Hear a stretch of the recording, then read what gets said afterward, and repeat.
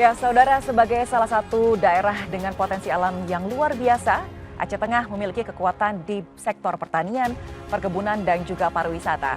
Namun di saat yang sama, Aceh Tengah juga menghadapi berbagai tantangan, termasuk risiko bencana alam yang membutuhkan kesiapsiagaan dan juga kerjasama dari seluruh elemen masyarakat. Pemerintah daerah bersama seluruh elemen masyarakat bergerak cepat, tidak hanya untuk melakukan pemulihan, tetapi juga memastikan roda ekonomi tetap berjalan. Lantas, bagaimana Aceh Tengah menghadapi masa-masa sulit pasca bencana? Selama 30 menit ke depan kita akan mengulasnya secara lengkap bersama saya, Wanda Dwi Utari, dalam Zona Inspirasi.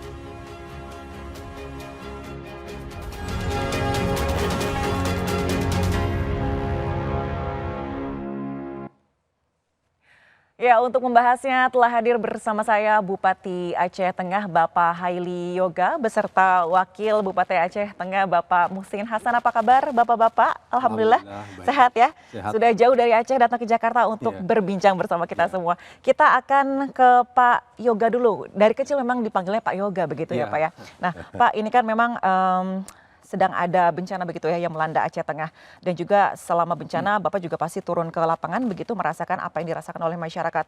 Nah, dari sekian momen yang Bapak rasakan di sana, apa sih Pak yang paling membekas dan juga menjadi penguat Bapak pada saat itu sebagai pemimpin? Terima kasih. Assalamualaikum warahmatullahi wabarakatuh. Waalaikumsalam. Ingin kami sampaikan bahwa Aceh Tengah ini ada 14 kecamatan, 295 desa, hampir 260.000 lebih jiwa, dan multi suku. Nah, yang membekas di hati kami pas waktu kejadian bencana, yang pertama pas paginya itu kita anggap biasa saja. Ternyata ada di suatu desa, di desa Paitumpi, tiba-tiba ada informasi bahwa ada 3 masyarakat kita yang tertimbun. Kami membayangkan hanya terjadi itu saja bencana.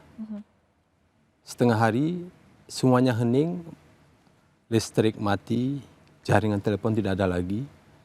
Ternyata banyak masyarakat kami mulai hadir bahwa daerah mereka semuanya hancur. Dan itu yang membuat seperti apa ya, sebenarnya sedang terjadi seperti apa Aceh Tengah pada saat ini.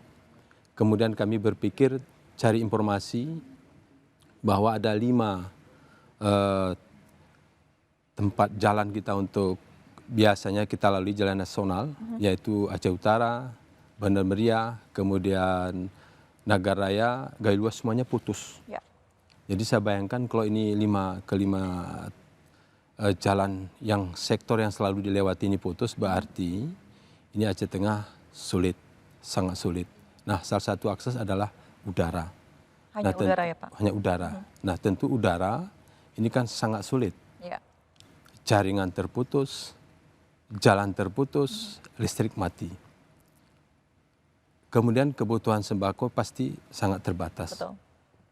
Nah, tentu ini adalah sesuatu hal yang sangat memberikan sebagai beban kami sebagai kepala daerah dan bersama Pak Wakil Bupati, maka kami diskusi menyampaikan untuk menenangkan semua masyarakat bahwa berarti telah terjadi musibah cukup besar. Lalu informasi ini mengembang bukan hanya Aceh Tengah saja, semua. Maka muncul diskusi, rapat teknis bahwa harus kita ambil langkah strategis untuk menghadapi masalah musibah. Nah, karena etnis Gayo, orang Gayo ini kompak, begitu terjadi musibah, nah semuanya kompak.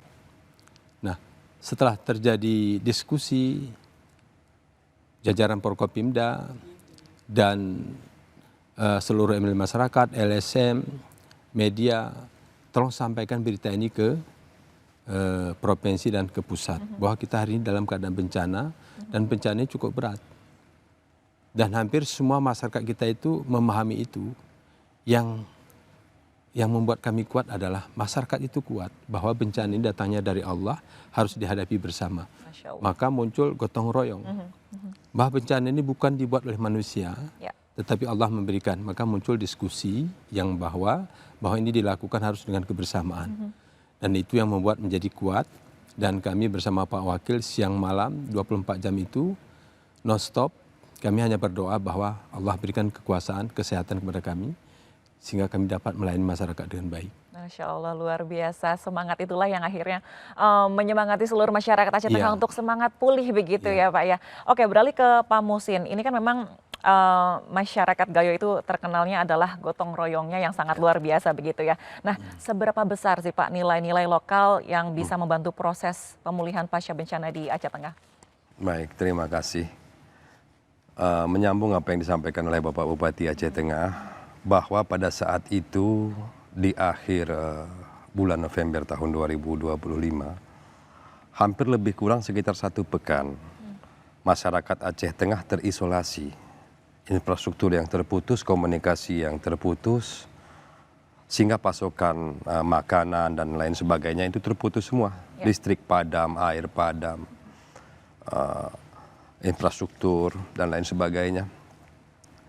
Karena memang masyarakat Aceh Tengah itu memiliki sebuah kultur dan budaya sikap kebersamaan dan kegotong royongan, sehingga masyarakatlah yang bersama-sama pertama sekali secara bersama-sama membuka akses-akses jalan yang terputus, saling bantu membantu untuk memberikan beras, karena kebetulan satu kecamatan pada saat itu sedang panen beras. Oke.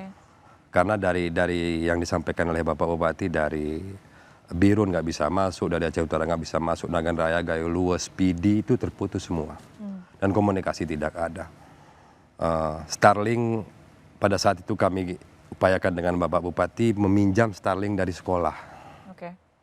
Yang kemudian itulah sebagai media kami menyampaikan informasi keluar. Dan alhamdulillah heli pertama sekali hadir itu adalah heli yang dikunjungi oleh Bapak Wakil Gubernur. Dan sebuah harapan yang memang terbuka pada saat itu, bahwa insya Allah bencana ini dapat kami lalui dengan Bapak Bupati dan seluruh unsur pimpinan daerah. Karena memang semangat kebersamaan dan gotong royong daripada masyarakat Kabupaten Aceh Tengah. Luar biasa ya, artinya Ya. dari masyarakatnya sendiri Ya. juga sangat kuat gotong royongnya. Ya. Otomatis juga para pemimpinnya juga lebih Harus semangat kuat. lagi untuk Ya. membangun Aceh Tengah ini kembali ya begitu ya. Nah tentunya pasca pemulihan Aceh Tengah ini kan pasti akan ada banyak sekali koordinasi antara pemerintah daerah dan juga TNI, Polri, relawan juga dan juga pasti masyarakat begitu ya. Nah dalam proses evakuasi ini bagaimana Pak koordinasinya hingga distribusi bantuan saat masa tanggap darurat juga bisa dilewati dengan baik? Ya, setelah masyarakat berinisiasi untuk bersama-sama berupaya untuk mencari jalan keluar terhadap semua persoalan tentang kebencanaan ini, Ya.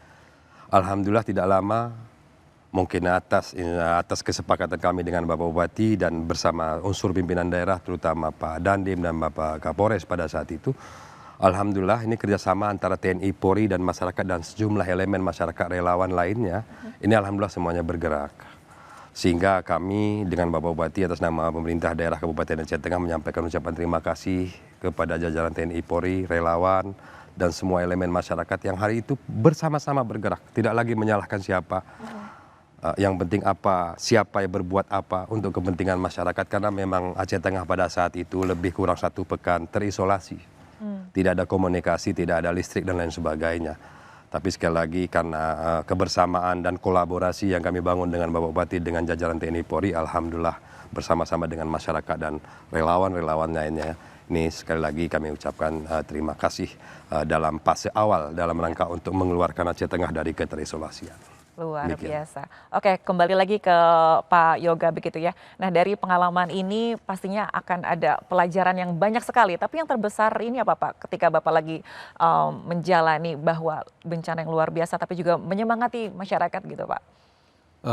Pertama, ini kan semua namanya evaluasi ya. Betul. Bencana tidak terduga, maka sebuah proses perencanaan, kemudian sebuah kekompakan, kemudian kolaborasi, itu penting sekali. Bahwa Allah itu maha pengasih, maha penyayang, tapi dia senang kepada masyarakatnya kompak. Allah itu senang, ini bahwa ujian dari saya, tapi masyarakatnya kompak. Dari satu desa ke desa yang lain, jalan putus, semua putus, hanya dilakukan dengan Starlink, dengan apa? Seling. Ya. Melakukan seling ini Pak Wakil Bupati mau jatuh, kami juga mau jatuh. Itu adalah sebuah keberanian. Kalau hari-hari biasa kita tidak berani. Tapi karena ini sebuah kewajiban memberikan contoh kepada masyarakat bahwa kita harus kuat. Baik. Itu kami ada menjadi garda terdepan. Sehingga yang menarik pada saat itu adalah musim panen cabai itu hampir 100.000 ton. Iya. Kemudian durian, panen raya pada saat itu, Wow. kopi, Iya. tapi tidak bisa diangkat, Betul. tidak bisa diangkut ke luar. Dan alhamdulillah pada saat itu Pak Presiden hadir. Iya. Itu sebuah keistimewaan bagi kami. Baik. Lalu kami duduk dengan Bapak Presiden, lalu kami bertanya, apa yang dibutuhkan? Pak, tolong bisa dibantu pengangkat untuk diangkut cabai masyarakat itu hampir 100.000 ton. Ada instruksi daripada Bapak Presiden, langsung diangkat lebih 1.000 ton lebih dengan pesawat. Itu kan sebuah anugerah yang dilakukan, tapi ini kolaborasi dengan kebersamaan. Tentunya ada banyak kolaborasi antara pemerintah Ya, daerah, ya. TNI Polri, masyarakat Ya. dan juga relawan agar ini bisa bangkit lebih cepat Ya. lagi Aceh Tengah begitu ya. Baik, kita akan segera berbincang kembali tapi usai jeda pariwara tetaplah bersama kami di Zona Inspirasi.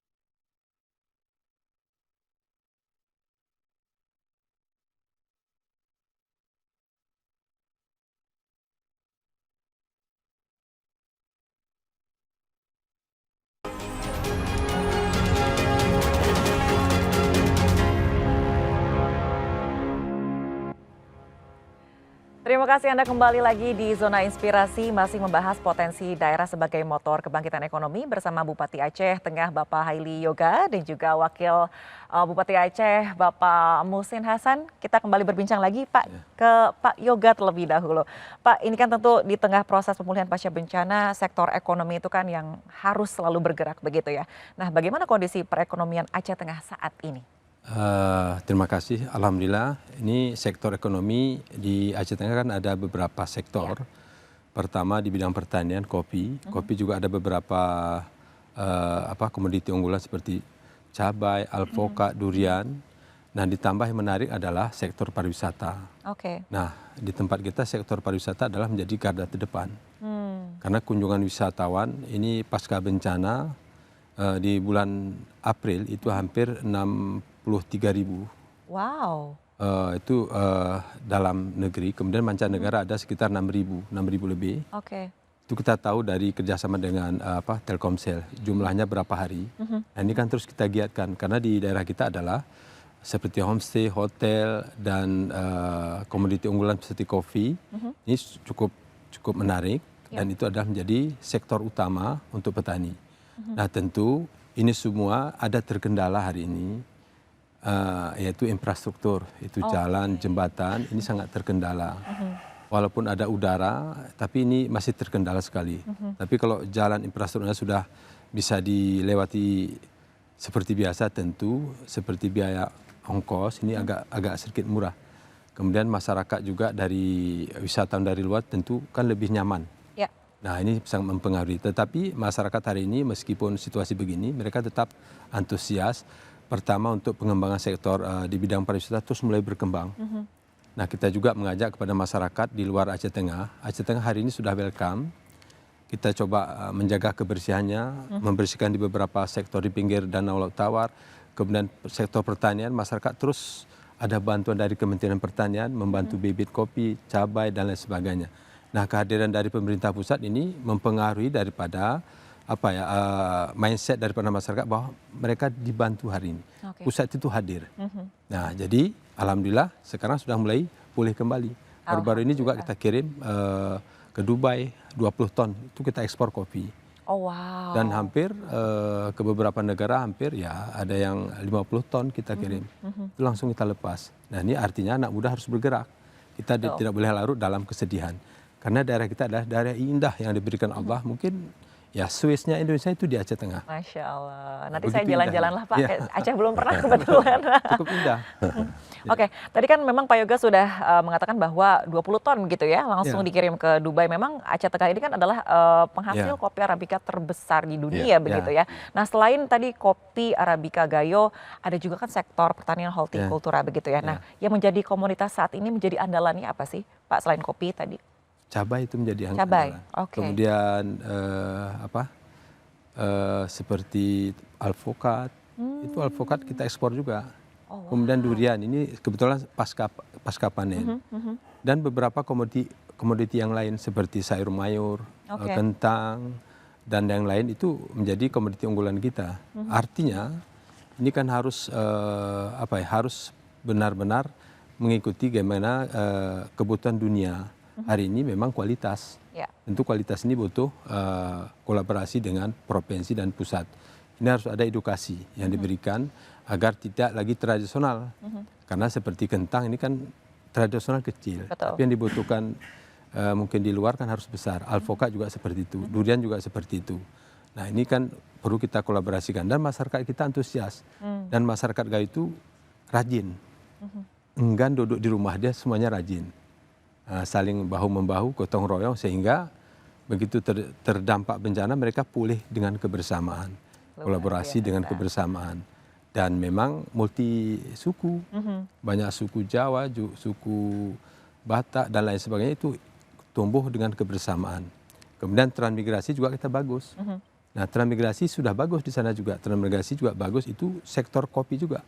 Itu cuma semuanya diekspor. Nah semuanya diekspor. Jadi tentu komoditi ini harus kita jaga bersama, kita rawat bersama, seperti itu. Baik, terima kasih Pak Yoga. Kita beralih ke Pak Musin ya. Kalau tadi juga Pak Yoga sudah mengatakan bahwa sudah ada puluhan ribu wisatawan yang kembali datang ke Aceh untuk berpariwisata begitu ya. Nah memang kan Danau Laut Tawar begitu ya Pak. Danau Laut Tawar ini merupakan ikon wisata Aceh Tengah yang sangat terkenal begitu. Nah ini bagaimana upaya pemerintah untuk memastikan bahwa destinasi wisata di Aceh Tengah ini sudah bisa kembali didatangi wisatawan dan juga tetap aman begitu Pak? Ya, baik. Danau Laut Tawar ini adalah merupakan sebuah ikon utama destinasi wisata yang kita miliki. Itu unggulan kita. Karena di Aceh cuma ada danau itu cuma ada di Takengon, Kabupaten Aceh Tengah. Dikelilingi oleh gunung. Hari ini pasca bencana kami dengan Bapak Bupati tetap terus untuk meningkatkan infrastruktur, perbaikan jalan juga tahun ini ada kita laksanakan di sisi kanan dan sisi kiri Danau Laut Tawar. Dan juga ada normalisasi sungai dan sebagainya, tetap menjaga kebersihan, lingkungan dan lain sebagainya. Yang terpenting adalah, alhamdulillah sebelum bencana pun, Danau Laut Tawar ini sudah masuk dalam kawasan strategis nasional. dalam RPJM nasional juga sudah termasuk. Ini kita harapkan ini dapat terus di masa yang akan datang dapat terus kita adakan pembenahan dan lain sebagainya. Sehingga harapan kami dengan Bapak Bupati bahwa Danau Laut Utara ini adalah merupakan sebuah zona pariwisata yang memiliki dasar konservasi alam yang memang harus kita jaga bersama-sama. Betul. Karena di wilayah itu memang terjadi bencana hari ini, seperti reboisasi dan lain sebagainya, kemudian meningkatkan ekonomi masyarakat dan lain sebagainya, ini adalah juga merupakan sebuah kegiatan nanti di masa yang akan datang. Bahwa seiring dengan pertumbuhan kepariwisataan di Danau Laut Tawar itu, harapan kita juga seiring dengan pertumbuhan ekonomi masyarakat di sekitar Danau Laut Tawar. Oke, tentunya juga ini ada keterlibatan begitu ya antara UMKM dan juga masyarakat lokal supaya ya pariwisata di Aceh Tengah ini bisa semakin dikenal oleh wisatawan begitu ya, Pak? Benar. Ya, seperti itu yang kita maksud bahwa beriringan semua. Bahwa wisatawan hadir juga dapat menumbuhkan ekonomi masyarakat di sekitar Danau Laut Tawar. Yang ada 3 kecamatan yaitu Kecamatan Kebayakan, Kecamatan Laut Tawar dan Kecamatan Bindang. Yang kebetulan ketiga kecamatan itu hari ini sedang kita lakukan pembenahan bagaimana supaya kembali normal pasca bencana. Alhamdulillah, baik. Terima kasih Pak Yoga dan juga Pak Muhsin. Kita akan kembali berbincang namun usai jeda pariwara. Tetaplah bersama kami di Zona Inspirasi.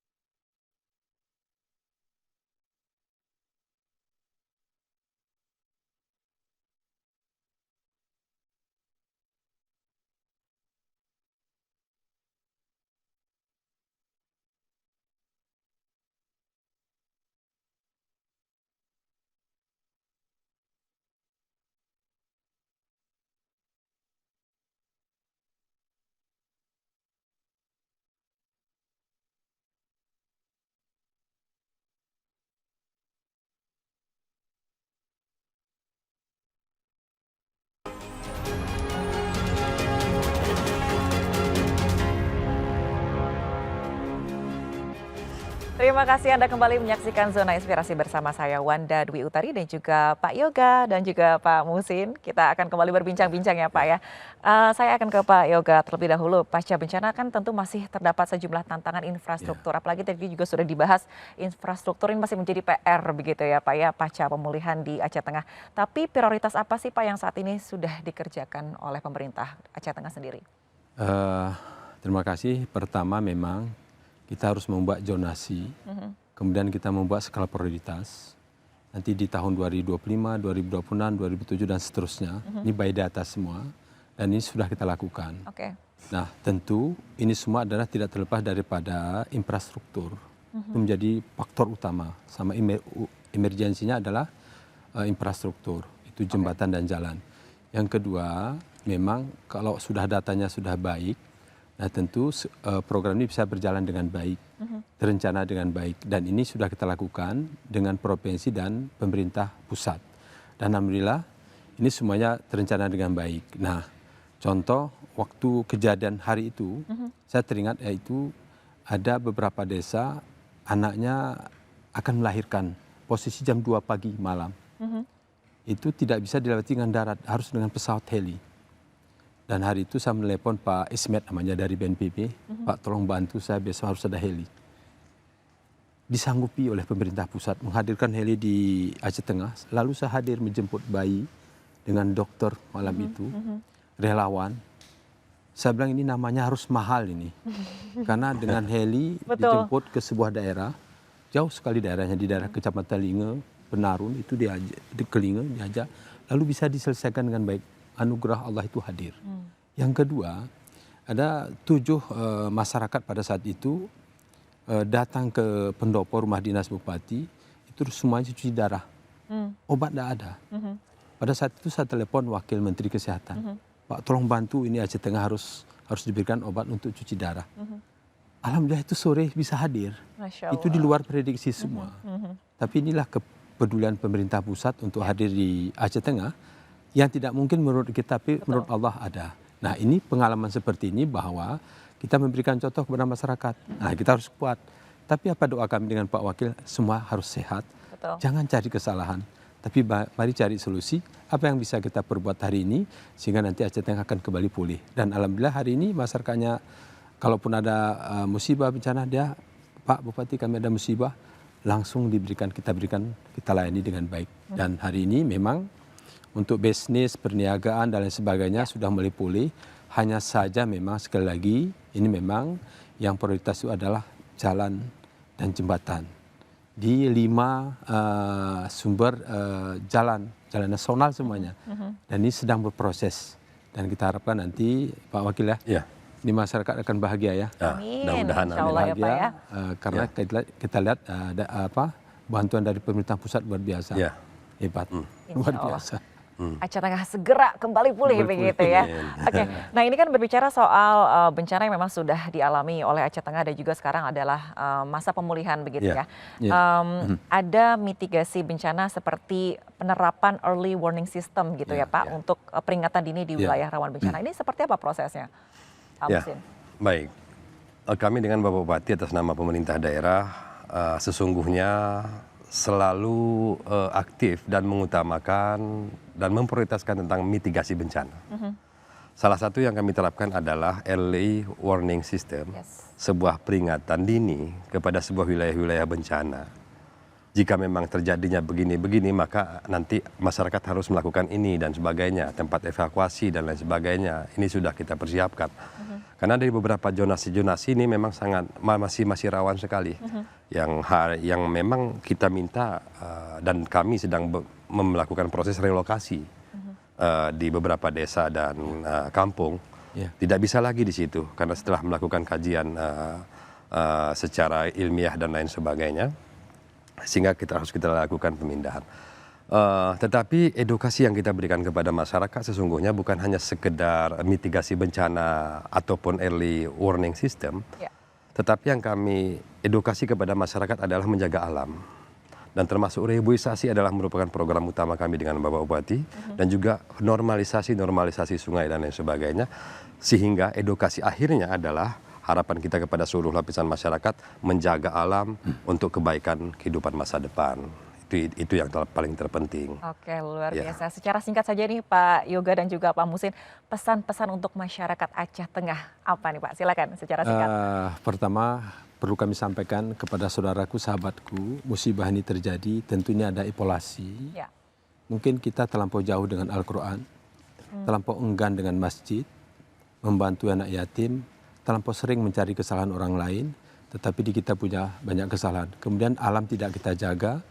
Ini anugerah yang diberikan Allah, ini harus kita jaga bersama. Satu yang terpenting adalah dengan kebersamaan, bahwa kalau dengan kebersamaan kita bisa. Dan yang terpenting hari ini adalah mari kita jaga alam kita, mari saling membantu dan jangan pernah lupakan Al-Quran. Masya Allah, terima kasih Pak Yoga. Ke Pak Muhsin, silakan Pak. Ya, sedikit saja menyambung apa yang disampaikan oleh Bapak Bupati sebagai closing statement dari kami, bahwa sesungguhnya bencana Allah Subhanahu wa Ta'ala menurunkannya, dan tentunya banyak hikmah dari balik itu, terutama adalah tentang kesabaran kita. Yang berikutnya Allah pertanyakan tentang komitmen kita nanti apakah dapat bangkit kembali. Karena sesuai dengan dalam Al-Quran seperti disampaikan oleh Bapak Bupati, Allah mencoba suatu kaum itu karena Allah yakin bahwa kaum itu akan dapat bangkit lagi di masa yang akan datang. Masya Allah, terima kasih banyak sekali lagi Pak Yoga, Pak Muhsin atas waktunya diberikan dari Aceh ke Jakarta. Insya Allah Aceh Tengah akan segera kembali. Amin. Ya? Amin. Baik saudara, bencana memang meninggalkan luka. Namun dari setiap tantangan selalu ada pelajaran dan kekuatan untuk bangkit kembali. Aceh Tengah memberikan gambaran bahwa resiliensi bukan hanya tentang membangun kembali infrastruktur, tetapi juga membangun harapan, menjaga semangat kebersamaan, dan menggerakkan potensi daerah untuk masa depan yang lebih baik. Saya Wanda Dwi Utari pamit, terima kasih atas kebersamaan Anda. Sampai jumpa di Zona Inspirasi selanjutnya.